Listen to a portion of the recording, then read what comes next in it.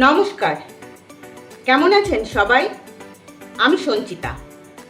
আজকে আবার খুব সুন্দর একটি মাংসের প্রিপারেশন নিয়ে চলে এলাম, যার নাম আনারস মুর্গ। এর জন্য প্রথমেই লাগবে আমার একটা মিক্সিং জার। এতে দিয়ে দেবো কিছু রসুন। এখানে 1.5 খানা রসুন আছে। দিয়ে দেবো 4-5 টুকরো, 5-6 টুকরো আনারসের টুকরো। এটা খুব ভালো করে আমি বেটে নেব।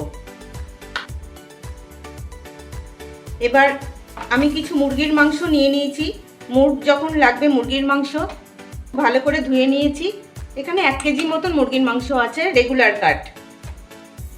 এর মধ্যে দিয়ে দেবো রসুন আর এই আনারস বাটাটা, আর দেবো আদা বাটা, আর দেবো 3-4 চামচ টক দই। এবার এটা দিয়ে মাংসটা খুব ভালো করে মেখে রেখে দেব কম করে 8 ঘন্টা। 3-4 ঘন্টা রাখতে পারলে খুব ভালো, কিন্তু আমার হাতে অত সময় নেই, তাই আমি কম করে 8 ঘন্টা রেখে দেবো। ও বন্ধুরা, একটা জিনিস দিতে আমি ভুলে গেছি।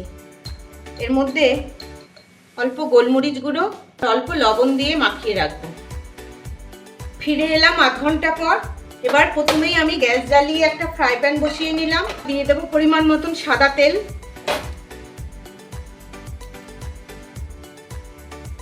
তেল খুব ভালো করে গরম হয়ে গেছে। আর এই মাখানো মাংসগুলো যতটা পারবো এই মশলাটা ঝেড়ে আমি ভেজে নেব।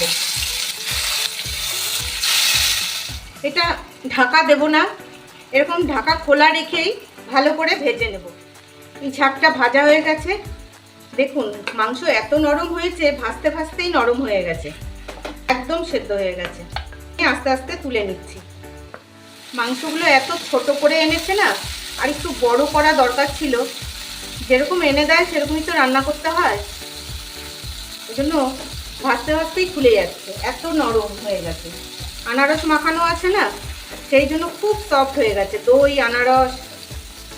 আনারসের এত সুন্দর একটা ফ্লেভার বেরোচ্ছে। এবার আমি একটা কড়াই বসিয়ে নিলাম। কড়াইয়ের মধ্যে অল্প একটু সাদা তেল ছিল, এটা আর ঢাললাম না, এমনিই লাগবে। আর একটু সাদা তেল দিলাম। তেলটা খুব ভালো করে গরম হয়ে গেছে। এর মধ্যে দিয়ে দেব 1 চামচ বাটার।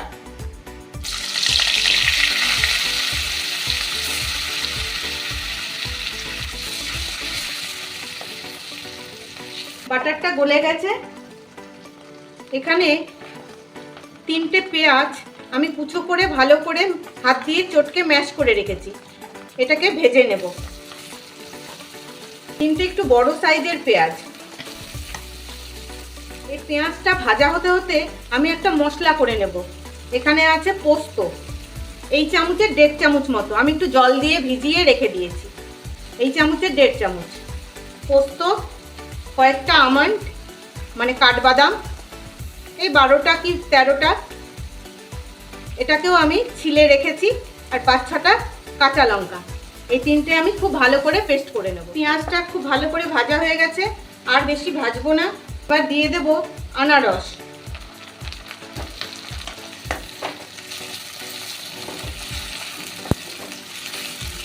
আনারসটাও কিছুটা ভেজে নেব।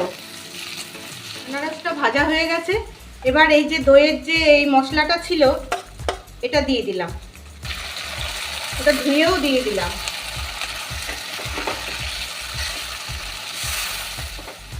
এবার এই যে মশলাটা বাটলাম, পোস্ত, বাদাম আর কাঁচা লঙ্কা, এটা আমি দিয়ে দিচ্ছি।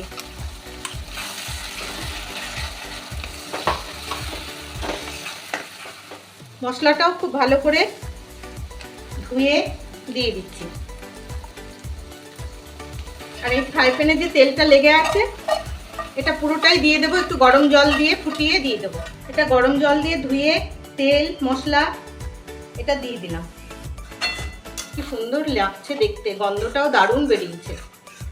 এবার দিয়ে দেবো পরিমাণ মতো লবণ, আর দেবো অল্প চিনি, দিয়ে আরেকটু কষিয়ে নেব। বন্ধুরা, একটা কথা, আমার রান্না যদি আপনাদের কাছে ভালো লেগে থাকে, তবে যদি ইউটিউব থেকে দেখেন তবে একটা সাবস্ক্রাইব করে দেবেন, আর যদি ফেসবুক থেকে দেখেন তাহলে একটা ফলো দিয়ে রাখবেন। তখন কি হবে, আমি যখনই রান্না ছাড়বো খুব সহজেই আপনাদের কাছে পৌঁছে যাবে। আর শেয়ার করে সবাইকে দেখার সুযোগ করে দেবেন। এটা আরেকটু কষিয়ে নিয়ে আমি এই মাংসগুলো দিয়ে দেবো। এই দেখুন মশলাটায় তেল ছেড়ে দিয়েছে। এবার আমি এই মাংসগুলো এর মধ্যে দিয়ে দেবো, ভাজা মাংসটা।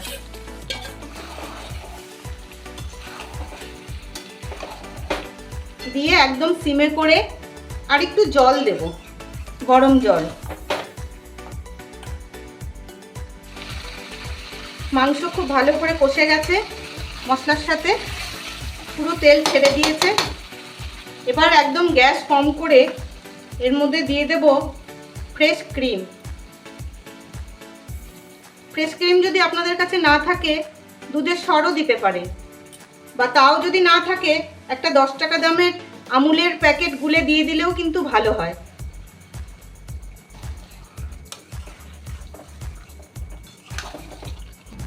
এবার আরেকটু ওই ক্রিম দিয়ে কষিয়ে নেব। খুব ভালো করে কষে গেছে। এবার অল্প একটু গরম জল দিয়ে দেবো।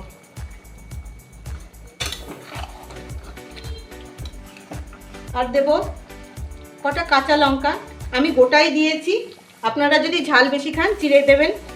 আর দেবো একটু গোলমরিচের গুঁড়ো। এবার এই ঢাকা দিয়ে একদম সিমে করে হতে দেব, কম করে 5-7 মিনিট। ঝোল বেশ গামাখা হয়ে গেছে। এই দেখুন তেলও ছেড়ে দিয়েছে। আর শোকাবো না, কারণ বাদাম আছে তো, ঘন হয়ে যাবে।